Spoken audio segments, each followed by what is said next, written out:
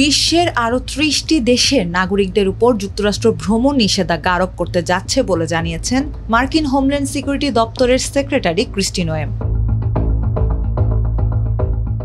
৪ December Fox নিউজকে দেওয়া সাক্ষাৎকারে তিনি বলেন, নিষেধাজ্ঞার তালিকায় ঠিক কতটি দেশ রয়েছে তা আমি এখনই বলতে চাই না, তবে এই ভ্রমণ নিষেধাজ্ঞার তালিকায় ৩০টিরও বেশি দেশ আছে।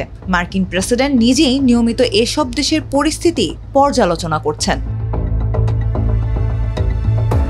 ভ্রমণ নিষেধাজ্ঞা জারির সিদ্ধান্তের পক্ষে যুক্তি দিয়ে তিনি আরও বলেন, যে দেশের সরকার স্থিতিশীলতা বজায় রাখতে না পারে সে দেশের নাগরিকদের আমরা কি কারণে যুক্তরাষ্ট্রে প্রবেশ করতে দেব? আমাদের নাগরিকরাই বা কেন সেসব দেশে যাবে? গত সপ্তাহে ওয়াশিংটন ডিসিতে 2 ন্যাশনাল গার্ড সদস্যের উপর গুলিবর্ষণের ঘটনা ঘটে।